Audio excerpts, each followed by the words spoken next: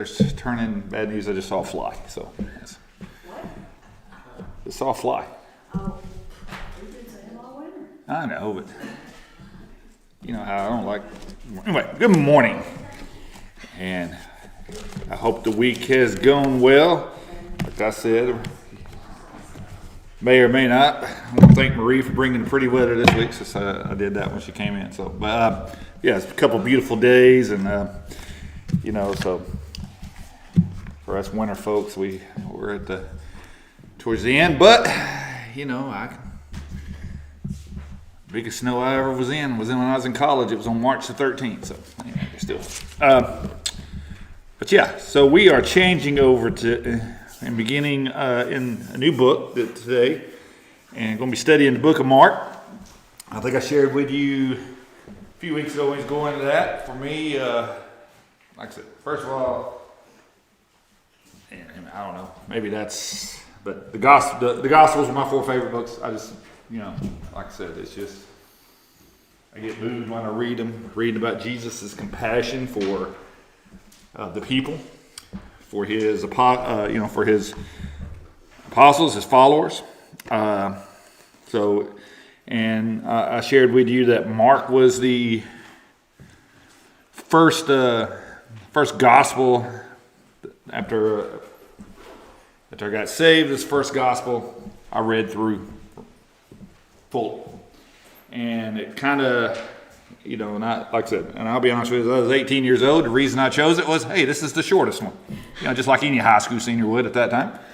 But it struck me, and I was wondering why. And then after I started reading some of this, kind of getting into some of this opening stuff here, I think I see why. And I look back, and it kind of, gets me to some understandings of the way I feel. But we may not get in too much into the first chapter today. When you get a new book, I don't know. I mean, when you get a book, you don't even read the foreword, you don't even read the introduction. You just go straight to chapter 1. Every time. I used to do that. I felt that. I found out. I'm not scolding you right here, but you missed some good stuff. And I've told you before, and I didn't understand that either. And I've been blessed enough to say on one of my bucket lists of things I go through life is I am a published author. I have a football book that I wrote. It was about 2020, but it was published by Coach's Choice, one of the leading publishers of coaching material and stuff like that. And following there, you got to have a foreword, an introduction. About that, you have to write you're about the author and all that. And it was a process. It was a project, I guess. Once I sat down, it was about an 18-month project, probably. But anyway, so there's good stuff there, and that's where I started reading here in our book. Just starting on page 9, right there, where it talked about the big idea, and it kind of got me moved. It kind of, and so it kind of led me to a point where, hey, I think we're just going to kind of introduce the book of Mark and compare it to the other Gospels today, and that way, what I gave you last week, we'll actually get into the what's the word there? The gist of it next week of the actual book. So I'll start off here at the top right there, where it says Intro Part 1. I have second chances and mulligans, and it says, and if you, like I said, I'll give you some background. And it's like I said, I'm one of the rarities in growing up in rural Alabama. I really don't hunt or fish. I don't have a problem people do, but my father, I was brought up on basically going to Alabama football games in the fall on Saturdays as a kid, and taught me how to play golf. That was kind of the things we kind of did. I can still remember a little 9-hole golf course outside Jasper right there. Many Saturdays and other days spent there. But if you don't understand, a mulligan in golf, now if you watch it on TV, they don't let you have mulligans for the pros. Mulligans like this. So I'm the golf coach here at Hackleburg. We was practicing the other day, and a lot of times we'll get out there, and I'll get out there and play too, just because they thought they liked that. They thought it was fun. So we got on this hole, and first I get up there, hit the first shot I hit, and it's just one of them ugly little, it's called a skull. It gets about 8 feet off the ground, and it just goes way on through the green right there. It's a little par 3. So they're like, all right, so I take a mulligan. So I take my next one down. This is what makes golf so frustrating. I hit it again, and I hit it to about a 125-yard shot. And it's one of those, I was like, well, I hit that good. And I was like, you're actually saying go in, and I hit it to 8 inches. I almost made a hole in one on that second shot. So mulligans, I was sitting there, I was asking, technically, if I would have made a hole in one, I really wasn't supposed to count that. And they're like, well, you wouldn't have said nothing. I was like, I don't know, because that's just, anyway. But if you're a golfer, you're familiar with with a mulligan, and it's when you get a second chance after a lousy shot. Usually for us recreational golfers, we always say 2 off the first tee. So if your first shot is not good, you get a mulligan. That's it. But and the author here I was reading about, where I got this from, he says him and his playing partners, they use mulligans as needed. They say they think it's more fun that way. And if you think about it, maybe a way that we can apply it to our lives as well. Has you ever just been in a situation where, man, I wish I could have a mulligan on that and I could redo it? So just some sayings right here about some second chances. And this is all going to lead into what we talk about here a little bit. Here's just some sayings. Sometimes you need a second chance because you weren't quite ready for the first. Another quote, life always offers you a second chance. It's called tomorrow. It's been said that sometimes the greatest hope in our lives is just a second chance to do what we should have done right in the first place. So I like that. So right there, and again, you can share if you're comfortable. If you don't, that's perfectly all right. That's no worries at all. I respect that. Can you recall a time in your life where you wish you could have a do-over or second chance?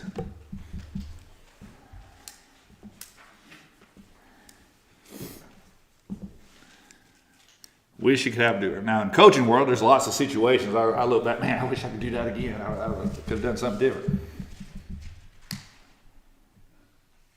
I just think of like how I've treated somebody. I wish I would not done that first. Okay.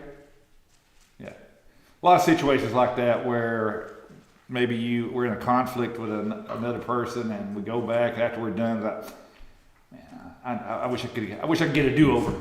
I wish I could do that again. And there's lots of situations. I bet if we could hit the rewind button, that we would all take right there. And that kind of gets into my second little question right there. It says, is there a time when you gave someone it kind of gets into that, but is there a time when you gave someone a second chance or wish you could have given a second chance? I think there are lots of examples there. And so second chances, I think, and sometimes it's tough. But I think like I said, and I didn't know this about Mark, but we're going to tie this in here. And speaking of coaching, now I think we're off. Like I said, there's lots of people in here that's either coached or have been around the coaching business and kind of understand it works. But I'll give you a career. Here is a career record of a coach. He was 27-45 in 7 years as a college coach, 23-34 as a pro coach. His overall record was 50-79. So he won 50 games and he lost 79 to a certain point. That doesn't get you hired a lot, does it? Now, one thing I can tell you, because if you go back and look at my career record, it's not the best either.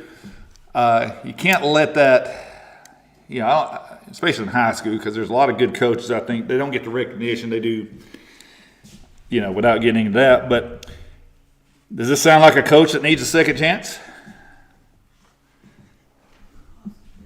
Maybe, maybe not. Well, I'm glad he got one, because in 1990, he was hired by the University of Alabama. That was Gene Stallings' record before he took the Alabama job. Just needed a second chance, didn't he? Hootie Ingram believed in him. And After he got hired, he went 70-16, won the national championship, multiple division titles in the SEC, and in 2010 was inducted into the College Football Hall of Fame. So, and yeah, I was going to give I had some other examples there of other pro coaches that I've looked at too, and I'm like, Gene Stallings. I think we all know who Gene Stallings is here. And besides the coach, I think we know the type of person he is as well. Obviously, we're all familiar. In 1962, him and his wife gave birth to his son, John Mark. Obviously, I think he was must have been named after, because that's what the author of the Gospel was studying. And he was born with Down syndrome, if you don't know the story there. And he was told he would not probably survive past the age of 5 because he had a heart issue that was related to the Down syndrome.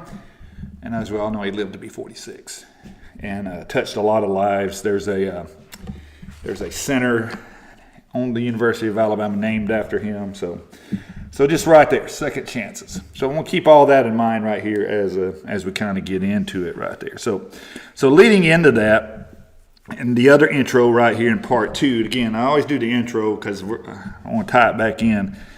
So let's get in here talking about Jesus now. When Jesus began his ministry, how many times do we read in the Gospels where he was followed by a multitude? People flocked to him. Why did people flock to Jesus? There's no one answer here. What would be some things here?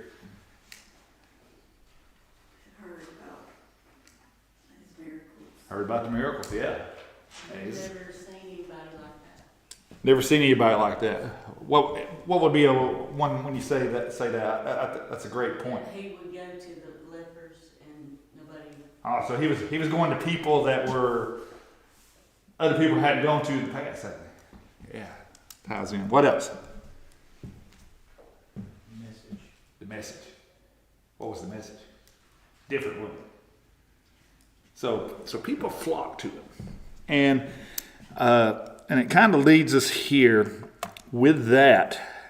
So how can we get people to flock to him again? What's the best way to win people's hearts to Christ?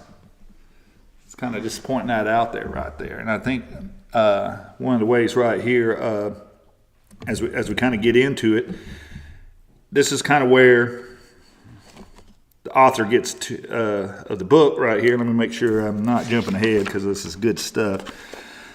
But if you got your book right there on page 9,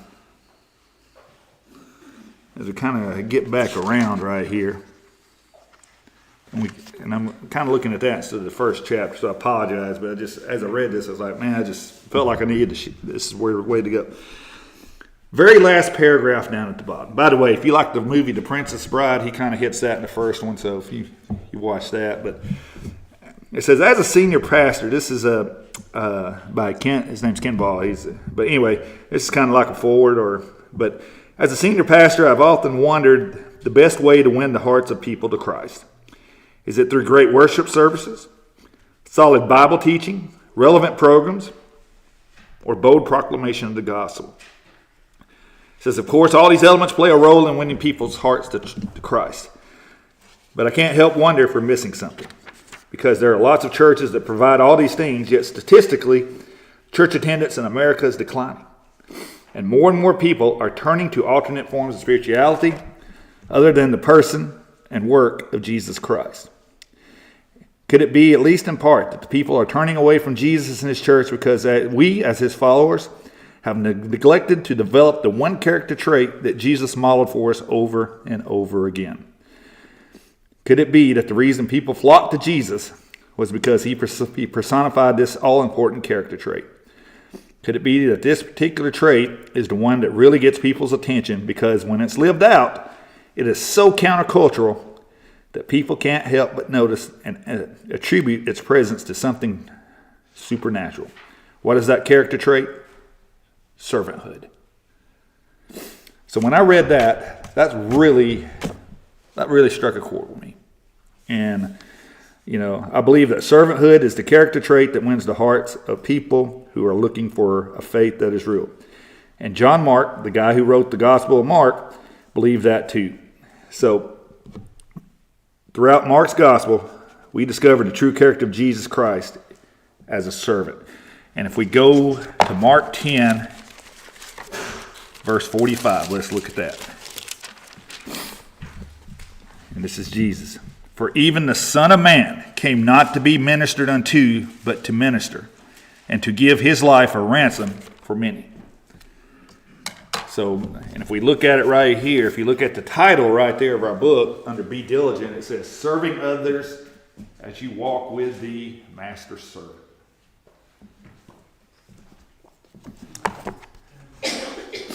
So right there, that really struck me right there on that with servanthood, and that kind of gets to what was said. It was so unusual to see someone to give. Obviously, we know the ultimate sacrifice Jesus gave for us on the cross, wouldn't it? But how many other things, like I said, going to the lepers, hanging out with the tax collectors, hanging out with all those, that was so, if you think about it right there, compared to the culture of the day, that was so and it's almost the same today, isn't it? Wouldn't you say that most people, me included, we're pretty self-centered, aren't we? Human beings, that is, and you see that. I think that's one thing I definitely try to model to the teenagers or adolescents that see me every day. I maybe teach them to hopefully teach about others at times, and sometimes I got to do a better job of that as well. So, but anyway. But kind of getting back to that second chance, if you think about it, God's all about second chances, isn't he? And he loves nothing more than to help us move past our failures and live out our potential in him. And that's why God sent Jesus. We needed that second chance, didn't we? Because we ourselves, we can't do it. We can't do it without that. And it says, and this right here, I like this. This comes from another commentator, but talk about the golf thing. It says, each of us, no matter how good we might think we are, we all need a mulligan in life. And God provides that through Jesus. And so that's the key thing right there. So let's kind of look at and we're going to compare some of the Gospels right here after a 20-minute introduction. All right. So, overview of the gospel. We look at Matthew, we got Luke, John, and Mark right there. And there are some things here that, as I've studied them, that I've noticed, and I didn't realize that there are, and it got me thinking, hey, that makes sense. So in the study thing, the preview I gave you last week, I just said, look at the first verse of each gospel, and I have it written, or I gave that to you right there, but starting with Matthew right there, if we notice here, it says, the book of the generation of Jesus Christ, the son of David, the son of Abraham. So if you're familiar, like I said, what does Matthew begin with? It begins with a genealogy, doesn't it? He was writing to the Jews. So his thing was, he had to begin with a genealogy to let them know, hey, this is the rightful heir to David's throne. Makes sense, don't it? Then we go to Luke. It says, Luke, for as much as many have taken in hand to set forth in order a declaration of those things which are mostly surely belong among us. I'm putting that for a reason as we get to Mark's first verse, but Luke was written primarily for the Greeks, and it focuses on Jesus' humanity. And if you think about it, what stands out about Luke's gospel? What does he give us account of? The birth, don't he? So that's the humanity. Basically, he says he knew readers would identify with the perfect babe who grew up to be the perfect man. Book of John. In the beginning was the Word, and the Word was with God, and the Word was God. So we see eternity right there. It was wrote to prove the whole world that Jesus Christ of Nazareth is the Son of God. The subject was the deity of Christ. And his object was to encourage readers to believe on the Savior and receive the gift of eternal life. And then finally, Let's look at Mark. So we see those opening statements right there. How does Mark begin his gospel? His is the shortest, isn't it? So it's concise. He gets to the point, don't he? Someone read verse 1 right there. The beginning of the gospel of Jesus Christ, the Son of God. Well, there's not a lot of gray area in that statement in there. He pretty much jumps to it, don't he? So we see that he is announcing, and I love if we look on our book there on page 17, it says, the gospel is neither a discussion nor a debate, said Dr. Paul S. Rees. It's an announcement. And so we got some of that, I got all those basically from that. But, as we look, Mark was written was more for the Romans and the Gentiles. And we see that,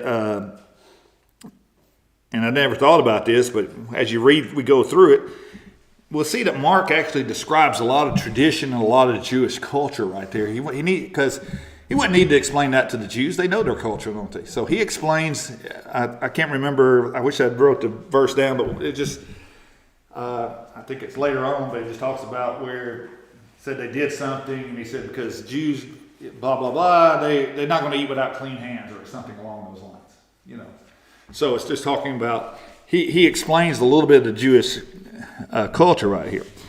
And his subject, of course, is Jesus Christ, the servant. So if we look at page 18, right here, the first full, it says, the fact that Mark wrote with the Romans in mind helps us understand his style and approach. The emphasis in this gospel is on activity. Mark describes Jesus as he busily moves from place to place and meets the physical and spiritual needs of all kinds of people. One of Mark's favorite words is straightway, meaning immediately. He uses it 41 times. Mark does not record many of our Lord's sermons because his emphasis is on what Jesus did rather than what Jesus said. He reveals Jesus as God's servant sent to minister to suffering people and to die for the sins of the world. Mark gives us no account of our Lord's birth, nor does he record a genealogy.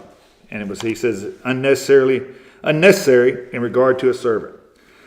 So, and then it's going to jump, right there is basically in the book where we're going to pick up there next week as we kind of get into the study right there, but we're still in the introduction. So let's look at this. So like I said, when you write a book, usually on the back of the book, they have about the author. It's basically the biography. So let's look at John Mark right here. First of all, John Mark wasn't one of the 12 apostles. He wasn't one of the 12. And we believe that Mark, according to a lot of research, he obtained a lot of his information from Peter, who was a close friend as well as being an apostle. And if we look at 1 Peter 5 and 13, 1 Peter 5 and 13, someone finds it, they would share that with us. 1 Peter 5 and 13. I like Peter. Peter's one of my guys. The church that is at Babylon elect together with you saluteth you, and so doeth Marcus, my cousin, my son. All right, so it's referring to him right there. So he kind of says he looked at John Mark as a son. And so, that's pretty, he's like a son to me. If you have those, you understand how close that relationship is. His mother was a woman named Mary, and wasn't that married, but apparently, and she opened her home to Christ followers on several occasions. For example, many scholars believe that Mark's family owned the upper room where Jesus shared his final meal with his disciples before his crucifixion. Just a little bit about Mary. We only see her mentioned in Acts 12 and 12. So we see right here just some speculation on her, a bit of information about her from some of the writings. Says that it was believed that she was probably a widow because the house was referred to as hers and not her husband's. John Mark was a cousin of Barnabas. Colossians 4:10 says that we know that Mary was Barnabas' aunt. And we're going to see how Barnabas plays a role here in just a second. She must have been a prominent supporter of the early church because Peter knew he could go to her home to receive help and reassure the church. And she had to be brave because the church was enduring persecution. But Mary still welcomed the church into her home at a great personal risk. And so if you remember right there in Acts 12:12, that's where Peter was in prison. He'd gotten out, stuff right, and showed up there. So that's just a little bit about Mary. And here's kind of where now, this next part is where I'm going to talk about where John Mark needed a second chance. So, and I didn't realize this, but John Mark accompanied Paul and Barnabas on their first missionary journey. However, when they got to, I forgot to write the city down, but anyway, however, Mark turned back instead of continuing on to Asia Minor or modern day Turkey. So let's see if I can find that city right here. I had that written down here somewhere.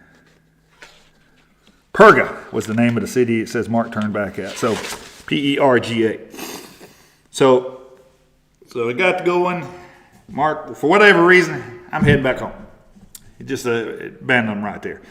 Paul was very disappointed. Basically, labeled him a quitter. We see this later on, and it said, I'm going to refer you right here to it, but it says, later Paul and Barnabas prepared for another missionary journey, and Barnabas wanted to take John Mark with him, but Paul refused, and it led to a dispute to the point that Paul and Barnabas separated. Barnabas took Mark with him to Cyprus, while Paul selected a new companion in Silas. And let's see if I can find that where that. I think it's in Acts 15 somewhere. Acts 15 and 38 where that is accounted for. So we can see right there. And I'm the same way. I've been like Paul. I've had a lot of times thinking about like Paul. Just like being a cook, man. He quit. I don't know if I can trust him anymore. And Barnabas, of course, that's his cousin. Right? Now I understand that kind of makes sense right there. I can see why Barnabas sticking up for his family. But you think about it. What if Barnabas didn't give John Mark a second chance? Who knows? Worked out, didn't it? He went from, for whatever reason, some people said he might have been homesick, whatever. He went from, he kind of had a moment there where, we saw, we was talking about last week.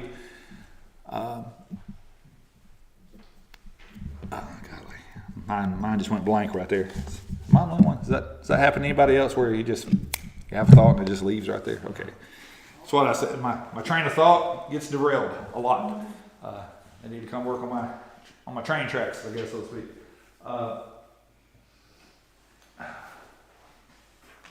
Anyway, we was talking about last week. Well, even the Bible superheroes have their moments, don't they? That basically they're one of us. If you remember, we mentioned that last week. And we see there, he's one of those. He turned back. He had whatever the moment was. I can't. I'm going back home. And so we see the need for a second chance right here. It says that after this, John Mark dropped out of sight for a time. As we go to the back page, and the next we hear of him, John Mark was an associate of Peter. And for me, that really what clicked right here. John Mark needed a second chance. He hooked up with Peter. I wonder why Peter thought, later, and again, this is later on here. I wonder why Peter thought. I wonder why he felt the need to take John Mark under his wing a little bit. Yeah. Obviously, from what?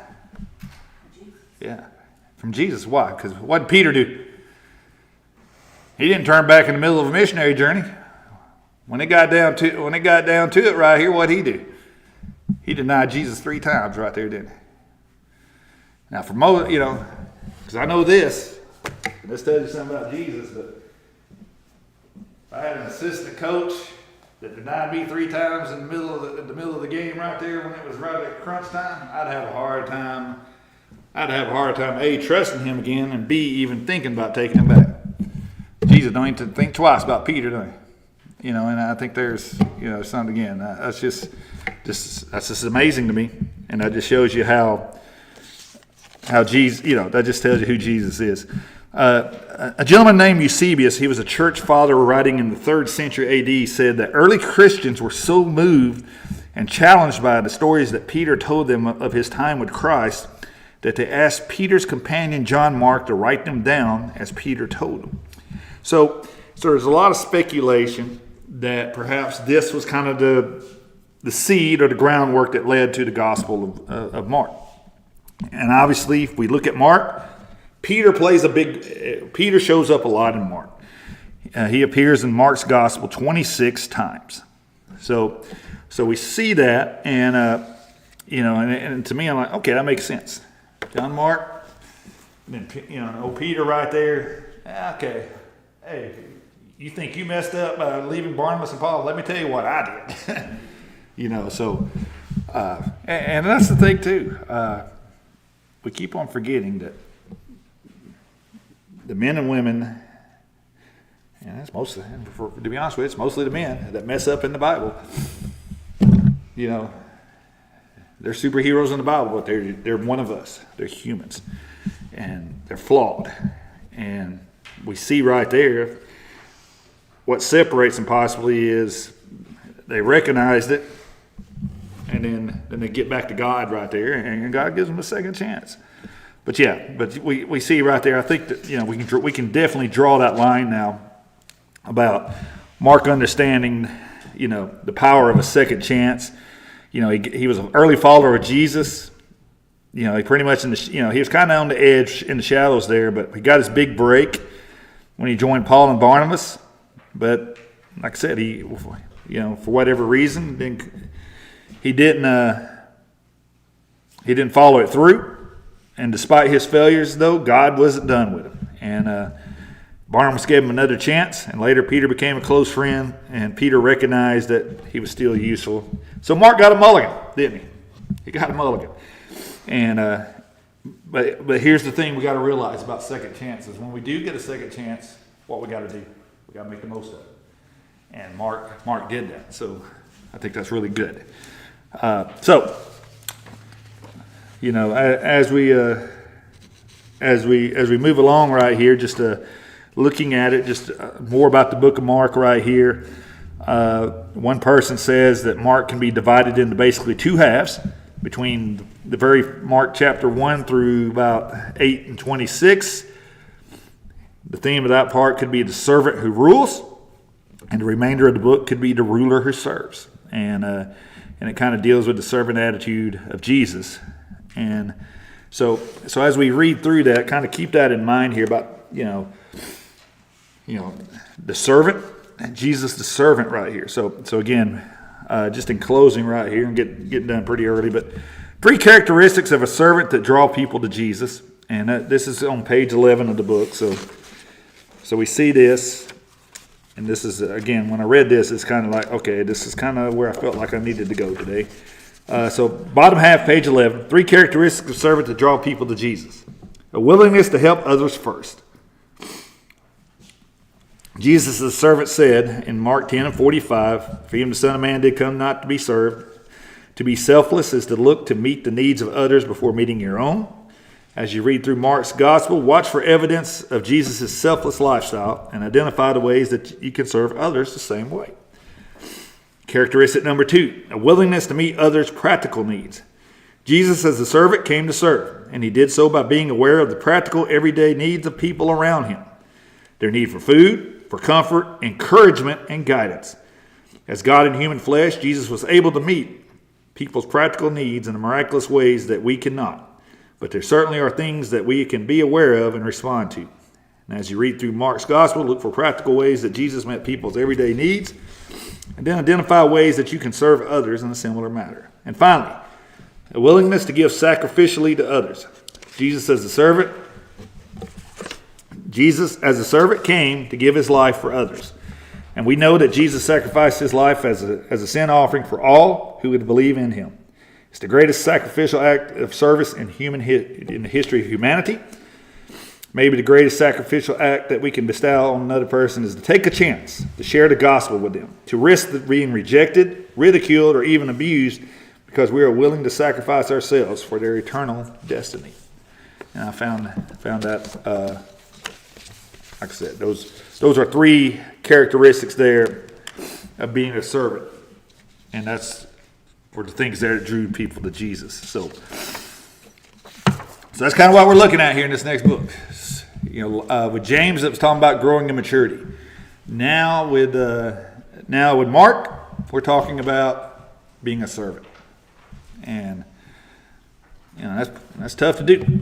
But and I'll close it with this. This is something else I jotted down. Is Jesus was a servant not only to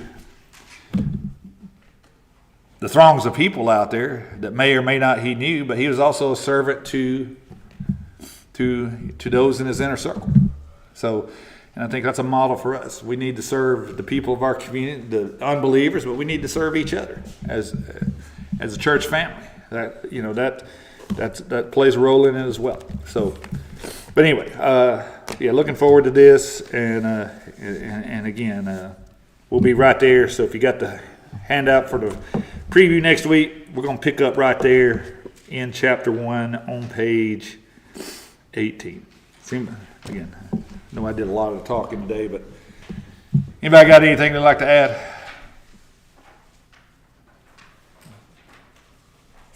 Yeah, what does it I say? Questions, comments, snide remarks, or corny jokes. Now's the time. That's as I close class. All right. If not, we'll close with a word of prayer, and we'll got a little time here for some fellowship. Lord, again, we're thankful for this chance to come together and study your word today. We're just thankful for you, Lord, as modeling for us and being a servant for us and showing us what that means, Lord. And Lord, just ask as we go through this study, Lord, that you'll just lead, guide, direct us to be a better servant in your name, Lord, that people will see you in us with our servanthood. And Lord, as we go through our worship service, Lord, just be with the families here, Lord, bless them, Lord, and Lord, be with those who may not be able to be here for whatever the reason. You know those reasons, Lord. Give them comfort, Lord, and Father, just as we go through, just lead, guide, and direct us so we can be the church you want us to be, Lord, that we can just declare your name, Lord, in a way that will be pleasing to you. Forgive us where we failed thee. In Christ's name I pray.